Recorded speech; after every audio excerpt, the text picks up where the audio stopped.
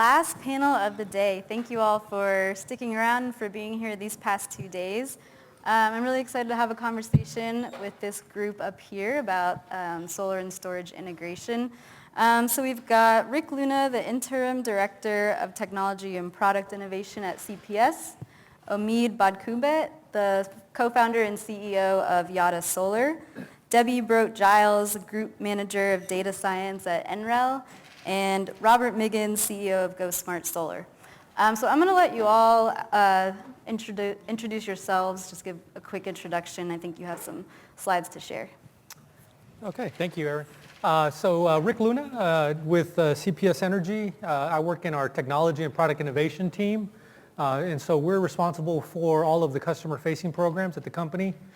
So energy efficiency, demand response, solar, and then new and emerging product opportunities, categories, which is what I'll be talking about today. Just a couple of slides on CPS Energy. Our headquarters is actually like 500 feet that way, so you're right near our home. And so we serve the San Antonio and surrounding area gas and electric service. So we've got about just over a million customers between the two services. We're a community utility, vertically integrated, been here for many years, over 150 years with the gas side.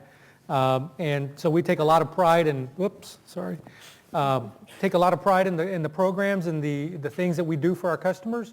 And so I'm excited to be able to share that with you guys today. Thanks, Rick. Thanks for advertising for us early. So my name is Omid. I'm one of the co-founders of Yatta, and we've actually rebranded recently to Energy, more specific of what we're doing. And our whole goal is to make energy storage simplified. We've heard a lot about solar and storage, and it's a booming topic, and our mission is to make it simple. So really quick overview about the product that we're pioneering that you see out there, you'll see at Happy Hour, is the Solar Leaf. And it's an energy storage device that's a scalable modular block of 1 kilowatt-hour units that are designed to go directly behind solar modules. And we see a really potential marketplace for this in the commercial rooftop building space, where we don't operate, we take up the existing space that's taken by rooftop systems, and we actually replace concrete ballast blocks, which installers hate putting up there. And now we're allowing them to do energy storage in that same process. So we've been pioneering this technology over a 3-year period, and we're at a point now that we're working with some utilities on doing some pilot deployments. And the long-term goal, what we see is how this ties into the marketplace and how these systems can be aggregated and operate as virtual power plants, helping for times like this when the price is hitting close to $9,000 per megawatt hour. So that's about Yatta. Thank you. Cool, thanks. Hi, I'm Debbie Brote-Giles. I'm with NREL, the National Renewable Energy Lab. We are stationed out of Golden, Colorado. And I'm here today to talk about the Solar Prize. And so I have a few slides on that just to give you guys some background about the Solar Prize and what that is. We've had a table over here for the last couple days, so hopefully you've been able to stop by and pick up some of our flyers. But I wanted to just tell you a little bit about the program. It's something that DOE has really been excited about lately, and it's really about really trying to invigorate our manufacturing back and bring manufacturing for solar back into the United States. So it's all about trying to accelerate innovation and get entrepreneurs to kind of think of new creative ideas and then put their ideas out there and maybe win prize money. And it's big prize money. It's $3 million is available each round. So each round consists of 3 stages, ready, set, and go. So the ready stage is pretty easy. It's just kind of coming up with a really good plan and really a great idea, an idea that may be game-changing for the solar industry. And it could be really anything. It could be like manufacturing related, and that's really what our prize is all about. But we also see ideas that come in that are not necessarily tightly tied to manufacturing. It's really anything that will help accelerate the solar marketplace. And then during the set contest, you really accelerate that idea. So after you potentially win money for the ready contest, you take that idea and you work with partners to create a pilot project or a prototype. And then when you get into the go, that's when you have really partnered with someone and really made that prototype come to life, really. And then you have a chance to win big money along the way. Each one of those steps is $1 million. and then you get more money each time. Right now we have 2 active challenges going on. So we launched round 1 back about in June, and now we are getting ready to announce the winners of that one. And then we just recently closed the first Ready contest for the second round. But I do want to announce to everybody in the room that we are going to be opening a third round around SPI timeframe. So if you're at SPI, I would encourage you to find us. We're going to have a really big booth there, and we're going to announce that round 3 will be open. What makes us really unique and different is that we have this wonderful network that's there to support all of our teams. So you have that idea, you have a prototype, and then we have this network of national labs and other facilities that are there to help you bring that idea to life, connect you to pilot partners, hopefully get you money to kind of continue your idea. So that's really powerful. We did hold our first set demo day for round 1 at Greentown Labs in June, and it's been wonderful. We gave 10 teams $100,000 plus $75,000 in vouchers to be used at national labs. So being a national lab, we're really excited to start working with these entrepreneurs and see how far we can get their ideas. So I would like to just once again invite you guys to Demo Day. We're going to have a huge booth at the Expo Hall. All of our teams from round 1 will be there. They're going to show off their prototypes. And right after the general session, we are going to have our Demo Day. So our teams will get to take the stage on the general stage at SPI and pitch their ideas really quick, but you're going to get to see what those ideas are and how they have progressed those ideas throughout our contest. And then at the end of the 24th, at 5 o'clock on stage, we're going to be giving away 2 teams $500,000 each. So very, very exciting. So, and this is where you can learn more, AmericanMadeChallenges.org. All right. Well, it's hard to follow free money. That's going to be tough. Okay. Hi, I'm Robert Miggins. I'm the CEO of Go Smart Solar. This is a video clip of one of the projects we've done, but that's not really what I wanted to show you. So it's okay that we just skip that. I mean, it's a really cool drone video of a solar project we did a couple miles north of here. But what we're doing right now is we've launched in conjunction with, in partnership with CPS Energy, a 5 megawatt community solar project that's called Big Sun Community Solar. And it's here in San Antonio, Texas.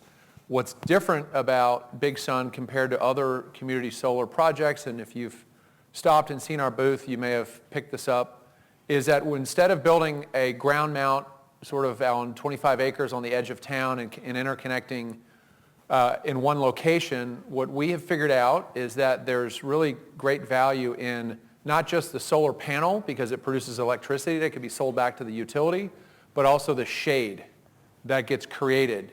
But if you put the asset in a pasture, no one cares about the shade. But if you move that asset from the pasture to the parking lot in the form of a solar carport, you can extract some value on the covered parking that you create and charge substantially less for the solar rooftop or the solar panels which make up the roof. And so we've launched a community solar project here that is 40% cheaper than rooftop solar pricing, or the average price paid for rooftop solar in San Antonio, rooftop residential solar in CPS's territory. So we launched it about 3 months ago. We're selling and building, and happy to tell you a little bit more about it. Hopefully it sort of enters into the conversation about where we're going with storage and things like that. Thanks. Great, thank you all. So Amit, I want to start with you, because I think you said something in your opening slide that's really important to our conversation, is making storage simple and easy for everybody to understand. So can you talk about what you really mean by that and how does that happen? Sure. I think the focus of this entire event is Solar Storage Fest. And we've gotten to a point where there's a lot of solar, there's very little storage, there's a lot of talk about storage. And one of those barriers is the difficulty on how to design and implement storage. Where does it go? Does it go behind the meter, front of the meter? If it's behind the meter, which value streams are we getting from it? How do we integrate these big, the standard right now is shipping containers or these big enclosures into buildings. safety, issues around safety. There's a lot of variables. We all agree that storage is up and coming, it's needed, it's a great fit with solar, but it's difficult. And starting in the early days of solar, solar was difficult as well. You had to design wiring for the coldest day of the year and the hottest day of the year. You had to make sure strings were balanced. And now we're at a point where companies just look at a rooftop or a building, and within 10 minutes they can design a system, right? It's gotten a lot simpler.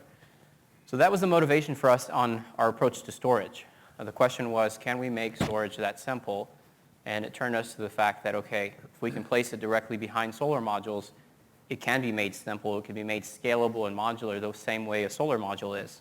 You have a 300 watt or 360 watt, and you scale that to the size that you need. But the problem was there's no battery technology that could withstand high temperatures and also cold temperatures, and that's kind of where the innovation came from. And so the whole motivation of why we're not a company just trying to put batteries on top of rooftops, we're a company that's innovating and trying to find the simplest way for solar developers or utilities or EPCs to figure out how to integrate more storage onto more projects into simplest format. And it's very unique also that in our placement, we are in between the PV module and the inverter. And so we also reduce a lot of the balance of system cost. We use the same racking, the same wiring, and the same inverter system. And all of those savings add up, and the simplification make it to the point where in the future you can dial down via satellite onto any commercial rooftop, and within 10 minutes you can design a solar and storage system. And that's kind of our grander vision. Great. So you mentioned a lot of variables, and I think that one of those variables is all the stakeholders that is involved in certain projects. So Robert, can you talk a little bit about just how important your partnership with CPS has been on this project? You guys can talk a little bit more about the project that you're working on with CPS. Yeah, sure. Well, it wouldn't be happening without a partnership with CPS, so it's critically important. As I mentioned, it's 5 megawatts of community solar. As a reminder, CPS, as Rick mentioned, is municipally owned, so we're grateful and thankful to start a company here in San Antonio within the CPS territory, because I think their municipally owned mindset means they are constantly thinking. First of all, they're known to be very innovative, I think, and so we thought, well, if we could bring another innovative idea, we're certainly in a place where that has been accepted before. And I think with their municipal mindset, they realize they're trying to bring solar to the entire population of San Antonio, not just people who can write a big check. And so we thought if we can propose something that's disruptively lower in price, that would also help CPS achieve some of their goals. So we're extremely grateful to be here in San Antonio, because I think what we were proposing happened to be appealing to CPS and some of their, at least I think so. They never said it wasn't. So, yeah.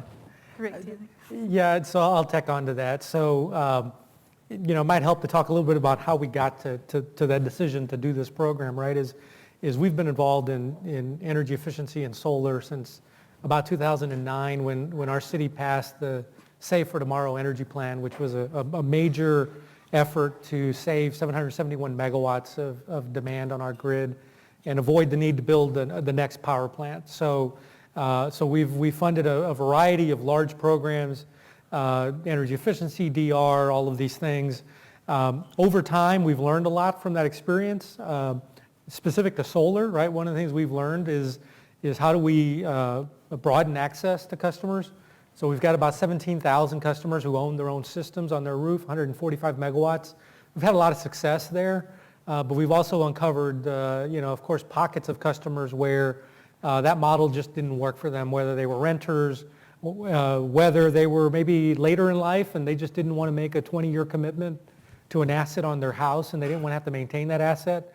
And so we had done a small pilot maybe 3 years ago where we did the utility, typical utility, 1 megawatt on one site.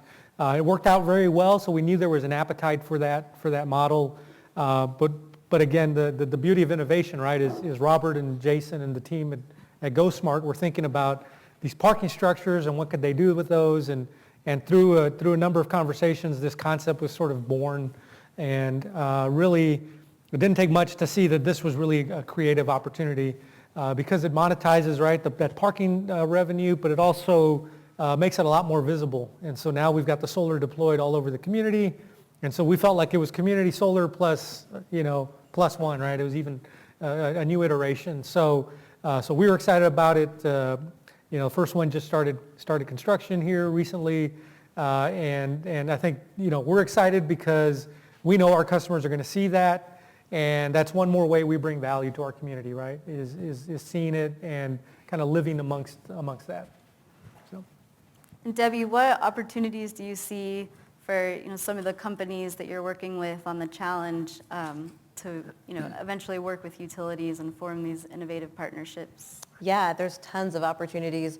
That one slide I showed of the whole United States with all those yellow dots just goes to show that we have a lot of connections out there, and we actually call some of our partners connectors because we believe that those partnerships are so important to helping our teams. So some of these teams are literally startups who've never worked with a utility before or never worked with anybody else in the industry. They just had a really good idea and they wanted to try to get that out there. And that's some of the stuff that we really want to encourage. Like, I'd love to see like an artist transition into the solar industry, or somebody who's been working in the steel industry and they've never worked in solar, but maybe they can find a way to get into solar. So the partnerships are really the most powerful piece. So as soon as a team submits to try to get into the Solar Prize, we have that whole network that's there that we can help partner our teams with and help them with their prototypes or their business plans, or hopefully working with the utility. And that would be like a great pilot partner project for the Go Demo Day, right? If you could actually do what you're doing and partner with a utility, it could be a really successful team that might win the whole thing. So, I encourage. Or what he's doing. Or what he's doing. Yeah. In fact, Yatta actually applied to round 2, which we're very excited about. Oh, cool. We can't rule no chances. So Robert, what are some of the benefits when it comes to integration of that more distributed model using parking structures and things like that? Well, I mean, it's part 2, right? So we think of storage as one of the possible add-ons here.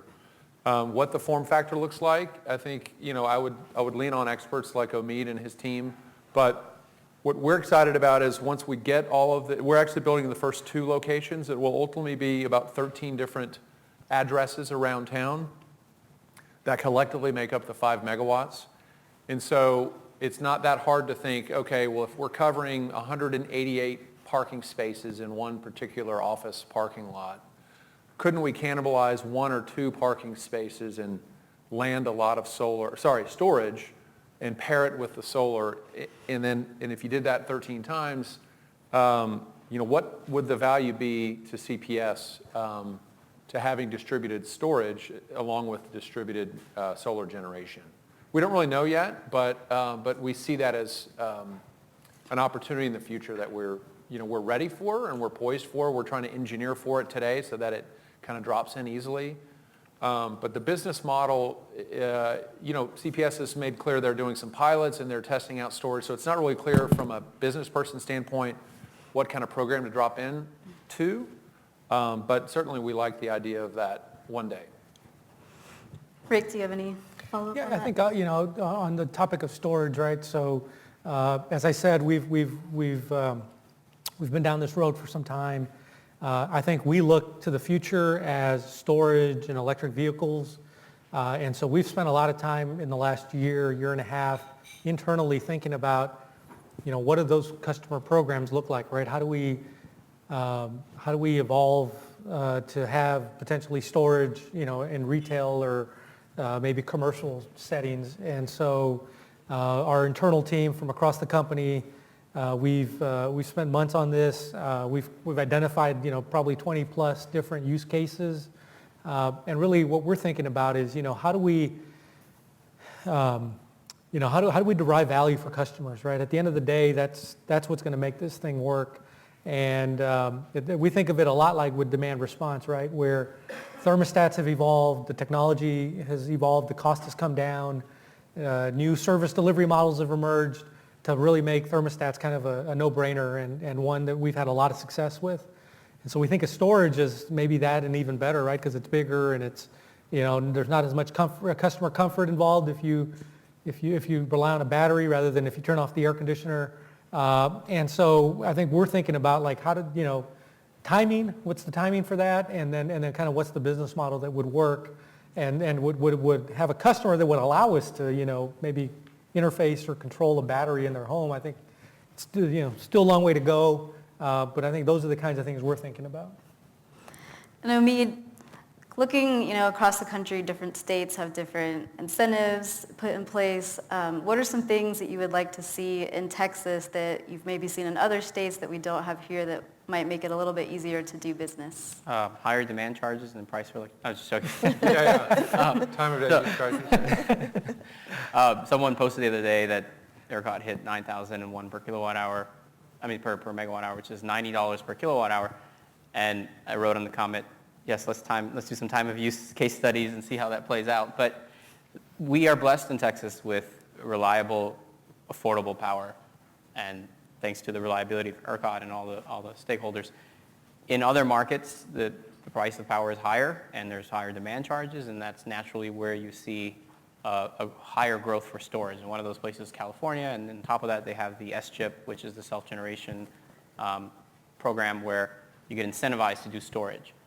And so as a company based in Texas, that this technology was actually born in a garage in San Antonio, we'd like to have some sort of incentive that might drive storage also here in Texas.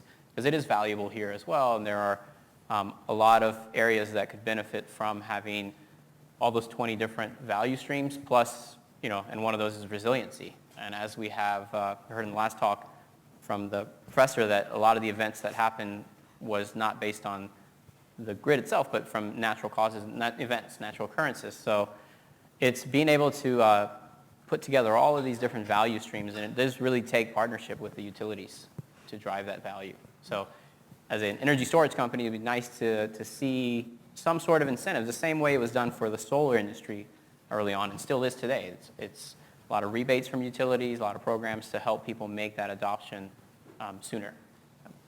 Rick, you talked about your internal team at CPS, and when we talked on the phone the other day, you were telling me that it's really a cross-departmental team. Can you just tell us a little bit about that, how you guys decided to put that together, and how has it really helped drive creative ideas?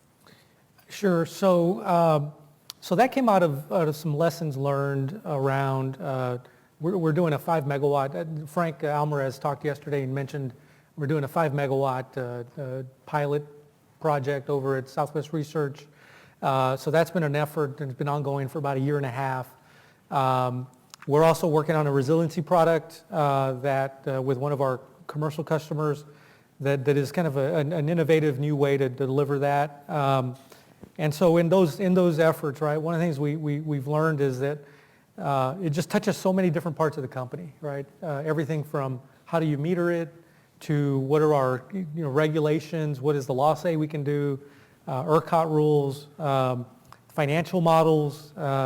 And so it just, the lesson for us was we really needed to have everybody at the table, safety, cybersecurity, all of these teams, so that we could truly vet the opportunity and make a value judgment and a risk assessment. And so that's what we've done. And not to say, again, a lot of it is just learning, right? I mean, storage is not something that I knew a whole lot about a year ago. And I think that's true of a lot of people in the company.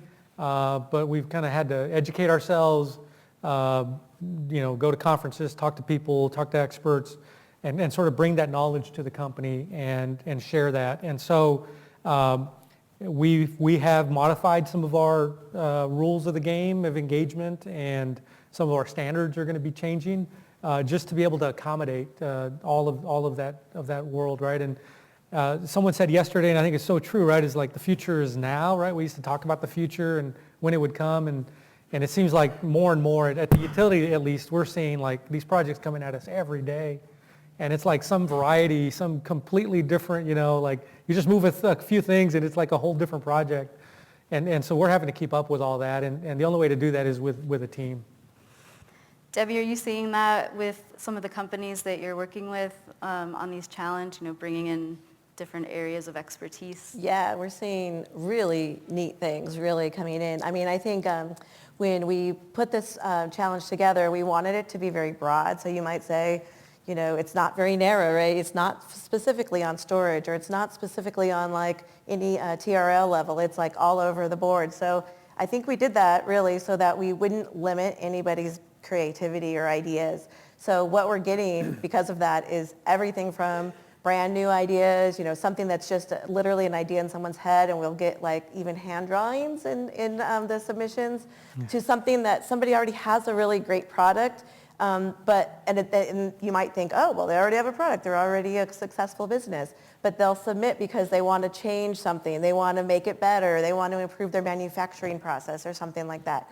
So it's really actually really exciting to see the gamut of what we're getting from these submissions. And I think each round it's very fun to watch and see what all the ideas are. And they really cover a big variety. The other thing I would say is that I think DOE's been really creative with this prize. Traditionally, they put out a FOA, or they'll put out a grant, and they'll say, give us your proposal on what you want to do. And then after a lot of time goes by, you might be lucky enough to get some money. And in this prize, it's really all about what you've done already. So you've made that progress. You've partnered with somebody. You've created a great project or a great prototype. And then the prize is actually an award for the work that you've already done. So it's a really good way to get that money out to industry a lot more quickly, and in a way that we're rewarding you actually for the work that you've already done. So it's very fun and kind of an innovative way for the government to work. Omid, as a fellow contestant, do you have anything to add to that? Is there a voting process, or is it post-election? But there is, go out and vote. But I think it's great. We've had a lot of work with, we're in an NREL program that we're working with NREL. We're looking at this type of program as additional support to do more testing with NREL. But I think it alludes to, it takes a village. And if we want to have these strong industries in the United States, it really does take a village approach. And I'd have to give a shout out to Epicenter, which is highly supported with CPS Energy, because their whole focus is to help build this ecosystem. And they've been very supportive of our efforts as well, and the support that we've had through CPS Energy. And I think that's the fact that we have this panel, and we have a utility, we have a startup, we have a government program from the Department of Energy, and we have a successful business with an innovative business model that is... Startup. We're still a startup, too. You're Shout out to beyond the Epicenter, startup. though. Epicenter's been great. I want to follow him. Keep going. And by the way, I want Epicenter to be part of our network, so we're in. In fact, you should just come on stage. But it really does. It requires this ecosystem. And the other beautiful thing is that a lot of this innovation was stuck in Silicon Valley, and now it's starting to diversify. Mm-hmm. And really, innovation can happen anywhere. And I think that, and the fact that innovation is supported by the utility, it's like a great story. And just a shout out to that and what is being built and the traction that's going on here in San Antonio. Robert, I think Becky Klein alluded to you on her last panel and how your company working with low and middle income customers. Yeah. Can you talk a little bit about that? I can. It's not announced yet publicly, but I can tell you the concept. Okay. And so we mentioned that the solar we're selling is 40%, 39% cheaper than the average price paid. And so we suggested to CPS that they might want to consider setting aside a portion of the volume, 20% of it, specifically for low to moderate income families. Otherwise, it just gets bought up by whoever, first come, first serve. And they're very amenable to that. So we're hoping to be able to announce soon a really great program that's part of Big Sun, but it's sort of a subset of Big Sun. That would be a solar assistance program. It will be modeled similar to a lot of the other assistance programs that CPS already has in terms of eligibility criteria. And what we've had to do is we've had to go find a bank that was going to make really great loans to folks that have either terrible credit or no established credit. And also we found some financial assistance in the form of a grant that allows us to do down payment assistance. That basically says, okay, this family would normally pay this much for some solar panels from us, but we can buy down that amount with a small grant to kind of make it more affordable for them. And then layer on a really great bank that's doing an aggressive loan. So we're hoping to announce it very, very soon. And if all things go well, 20% of this program will specifically go to energy-burdened families in CPS's territory. So we're thrilled because, again, these assets are not going on their roofs. They could rent a home, they could live in an apartment, they can live in public housing. The solar panels are going to be in a carport right alongside everybody else's, managed by us, and so, yeah, we're really thrilled about being able to talk more about that soon.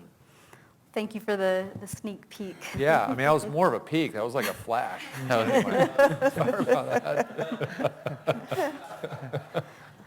So, Rick, once you guys have, sort of evaluated, or your team's kind of looked at all the different projects, on the table, how do you actually prioritize which ones you pick to implement?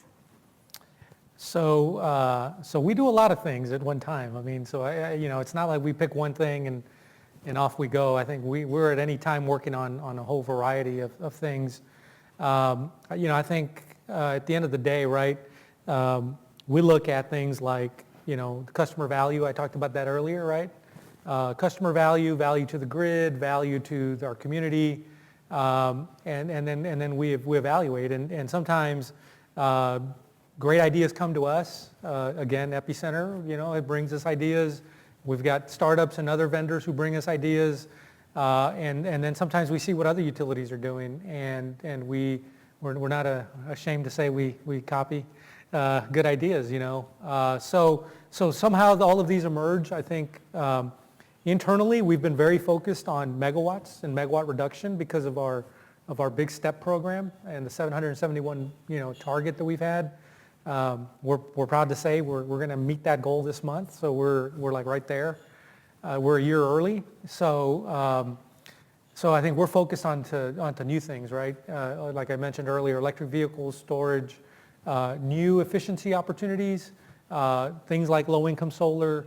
So I think there's just always a whole set of things that we're looking at, and it's hard to say how does one rise to the top other than sometimes you just see an idea that just makes a lot of sense. I think Big Sun is an example of one where it just made a lot of sense, right? And we got really excited about it. To tack on to what Robert said, right? If you think about it from the customer perspective, there's a lot of confusion out there in the marketplace. Customers don't understand solar. It's confusing.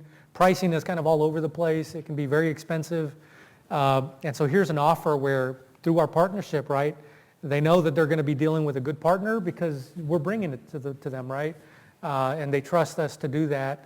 And the cost is going to be less than what they might have been able to obtain on their own. So I think those kinds of partnerships, those kinds of opportunities are always great. And I think those are the kinds of things that we're looking for. All right, I have one final question for all of our panelists, but before I ask, I wanted to see if there are any audience questions. I have a question for Robert. The parking spaces you cover with solar, Yes. are they range the standard size or kind of small size to big size? What sizes are they? Standard 72-cell commercial module. No, in terms of module, in terms of square foot. 3 stalls, 5 stalls, the entire Great parking question. lot. Yeah, so we look for large parking lots. We're not doing this in people's driveways. These are really large parking lots. It's a very common question. So we look for, it's best if it's kind of a portion of the parking lot that's bumper to bumper, so we can, with one asset, we can cover double the spaces, and we look for as long a span as we can get. That way we get the best utilization of our steel. Okay, so your business model is basically municipally owned. They charge for parking over there for a shaded parking lot. What stops you from taking to the private sector? So actually our partners for the project with CPS are private businesses. So we had to go find private building owners who had an unmet demand for covered parking. And then we can put a structure, which happens to be made out of solar, in their parking lot. What they get out of it is covered reserved parking, because the solar energy is sold to CPS. So we're not interconnecting behind their meter. We interconnect out at the street level on a transformer. But yeah, so our partners are other private businesses. We're not doing city parking lots or anything like that. In terms of warranty for the solar panel that will produce for 25 years or whatever it is, and the inverters, do you give that guarantee, or who takes that risk? We do, yeah. So we insure the panels from damage on behalf of our customers. Now, it comes with a great warranty. We're using Mission solar panels, by the way. Shout out to Mission. I think they might have, hopefully they're still there. Yes. So we buy all of our panels locally from Mission Solar, made in Texas, and that comes with a 25-year warranty. But on top of that, if there's a really large hailstorm, that insurance is on us, not on the homeowner who owns 9 or 15 panels in one of our carports. Thank you. Yeah. Any other audience questions out there? Okay, well, my last question, seeing as this is the final panel of the day, thanks again, everyone, for being here the past 2 days. I just wanted to ask our panelists what either a thought, a piece of advice, or even maybe a question to leave our audience with to round out Solar Storage Fest. It was looking at me. Well, it's come up a couple times in the last couple of days, but, gas prices are so low in this state and really nationwide.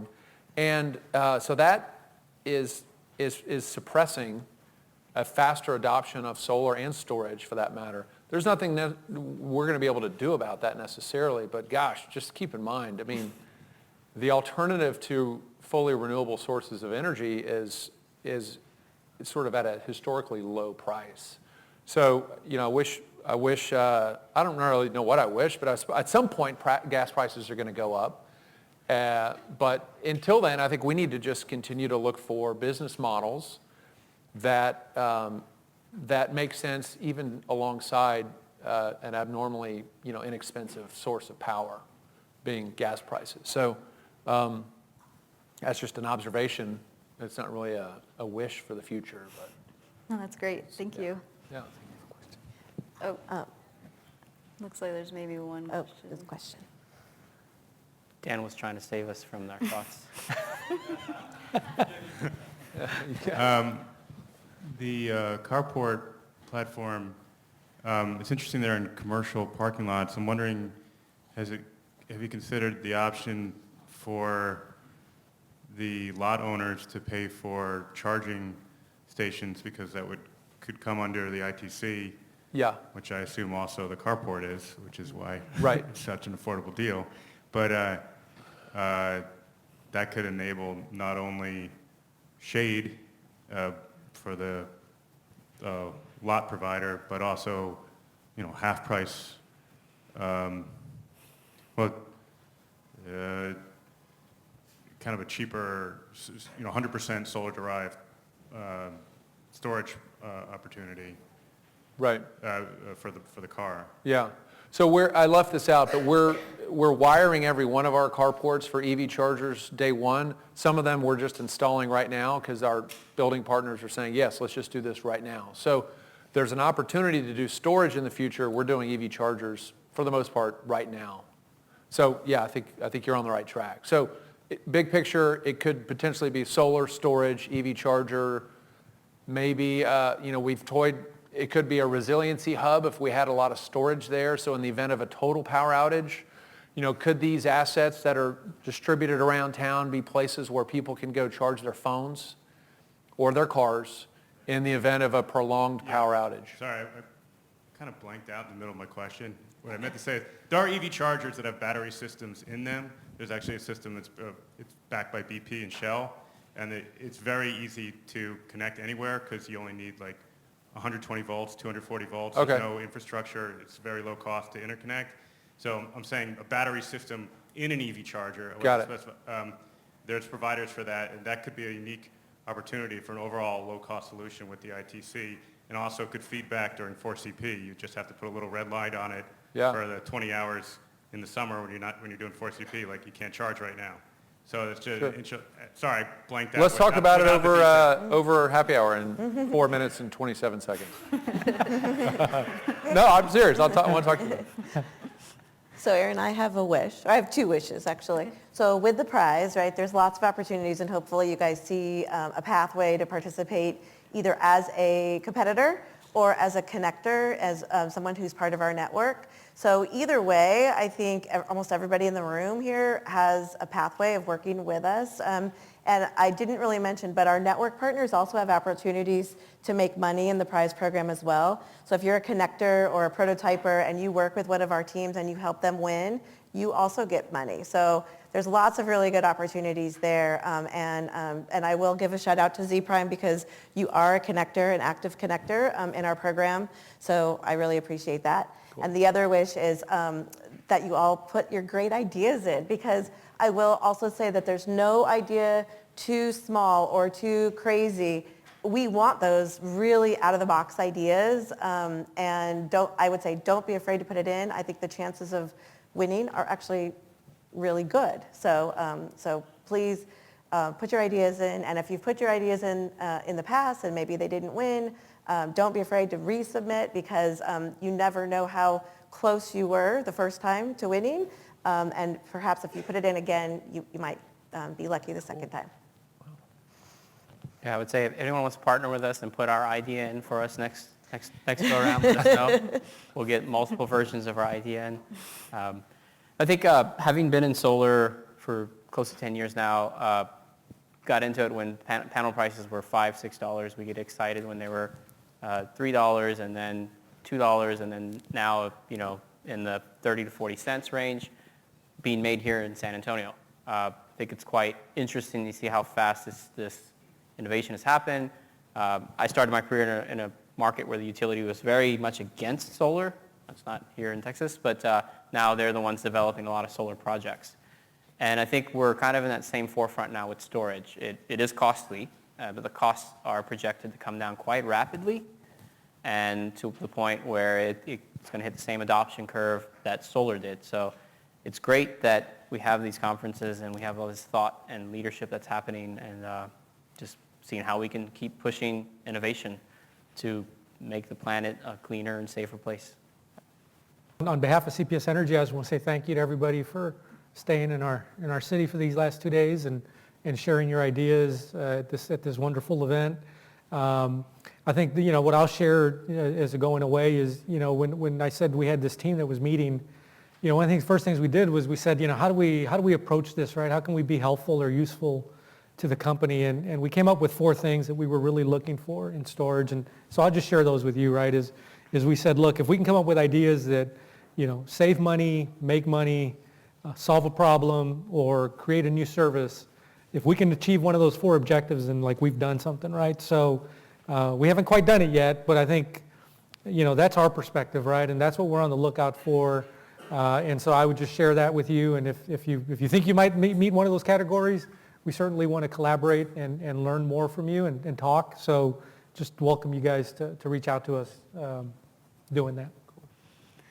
All right, well, thank you all so much for joining us today. Please join me in thanking our panelists.